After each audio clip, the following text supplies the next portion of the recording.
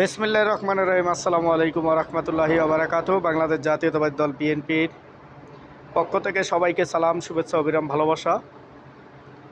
বিশেষভাবে আমার প্রবাসী ভাইদেরকে শ্রদ্ধা জানিয়ে আবারও একটি লাইভে চলে আসলাম। বিশেষভাবে এই 9 তারিখে ঢাকা বিশ্ববিদ্যালয়ের ডাকসু বিপি নির্বাচন নিয়ে কিছু আলাপ আলোচনা করব।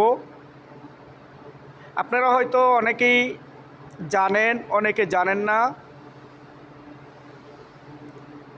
বাংলাদেশ জাতীয়তাবাদী দল বিএনপি এই নির্বাচন নিয়ে অনেক কিছু করতে পারতো, অনেক বিশৃঙ্খল করতে পারতো, কিন্তু সেটা করেনি। এটার কারণ একটাই, আপনারা দেখছেন এই নির্বাচন থেকে বাংলাদেশ জাতীয়তাবাদী দল বিএনপির নেতৃবৃন্দর অনেক কিছু শিক্ষণীয় আছে এবং বাংলাদেশ জাতীয়তাবাদী দল বিএনপির অনেক কিছু শিক্ষণীয় আছে।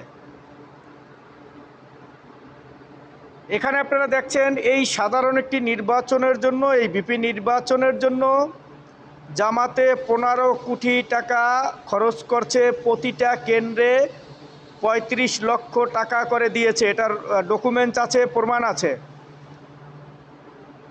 এবং আপনারা জানেন এমন এমন প্রার্থী আছে তাদের শূন্য, যেমন আপনার ওনার নাম বারিক চৌধুরী নাকি, সঠিক আমার স্মরণ নাই। যাই হোক, আপনারা দেখছেন নির্বাচনের দিনই 9 তারিখেই ভোট গ্রহণের পরে এটা স্পষ্ট ভাষায় বলছে যে আমি ভোট দিছি, আমার ভোটটা কই, অন্য অন্য ব্যক্তি যারা ভোট দিছে তাদের ভোটগুলি কই। ছাত্র দলের প্রার্থীদের অনেকের দেখবেন ব্যালট জিরো, বাক্স জিরো, তাদের ভোটের কোনো নেই। এটা কারণ কি, এটা আপনারা ভালো করে বুঝতে পারছেন।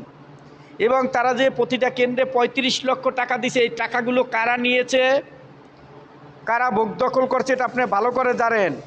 একজন ডাইনি মহিলা ছিল, ফ্যাসিস্ট স্বৈরাচার হাসিনার মতো একজন ডাইনিক মহিলা ছিল, আপনারা সবাই দেখছেন। সে ঘুষ খেয়ে, সেই টাকা খেয়ে এই নির্বাচনের ফলাফল সম্পূর্ণ রূপে বিপরীত করে দিয়েছে। তো আপনাদের বিভ্রান্ত হওয়ার কোনো কারণ নাই। এটার উদ্দেশ্য একটাই, বাংলাদেশ জাতীয়তাবাদী দল বিএনপি এখান থেকে অনেক কিছু শিখছে, জানছে, এটাই বাস্তব। আমাদেরকে এখন সচেতন হতে হবে এবং আমাদেরকে ঐক্যবদ্ধ থাকতে হবে। প্রতিহিংসার রাজনীতি ছেড়ে দিতে হবে, কাদা ছিঁড়াছিঁড়ির রাজনীতি ছেড়ে দিতে হবে। এই নির্বাচন থেকে আপনারা জানছেন, আপনারা শুনছেন, আপনারা বুঝছেন।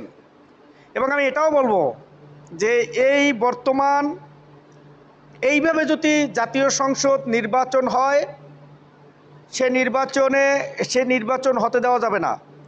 কেন, ফ্যাসিস্ট স্বৈরাচার হাসিনার দর্শকদেরকে এখানে বসিয়ে তারপর নির্বাচন করানো হয়েছে, যেটা সেই 24 সালে যে ডার্বি নির্বাচন হয়েছিল, সেই ডার্বি নির্বাচনই এই ডাকসুতেও সেম নির্বাচন হয়েছে। যেমন আপনারা দেখছেন যে ওই যে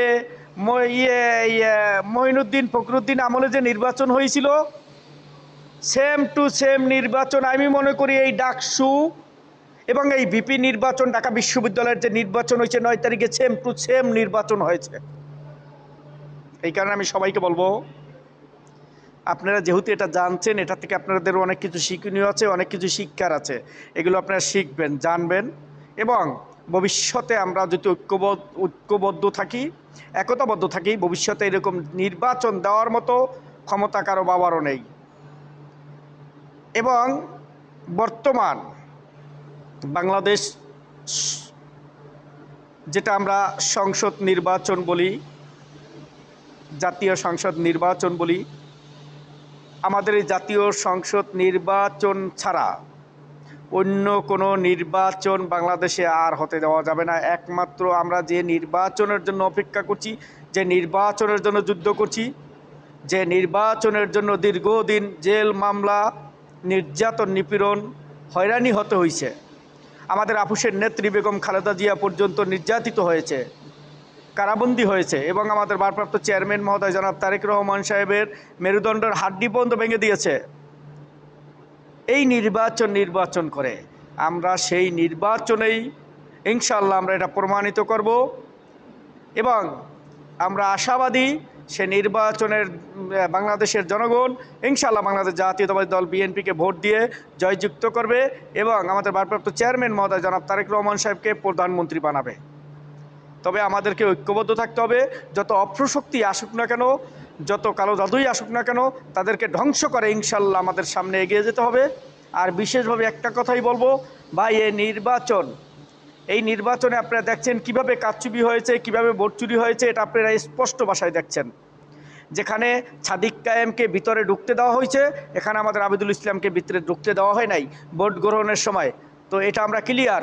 এবং যেটা শূন্য বা যেটা আপনার ব্লাড বাক্স শূন্য ছিল, সেটা পরে দেখা যাচ্ছে যে এখান থেকেও ভোট কাস্টিং হচ্ছে। ভবিষ্যতে যেগুলি না করতে পারে, এই কারণে আমাদেরকে সবাইকে সচেতন হতে হবে এবং আমাদেরকে জেগে থাকতে হবে। ধন্যবাদ সবাইকে। আসসালামু আলাইকুম ওয়া রাহমাতুল্লাহি।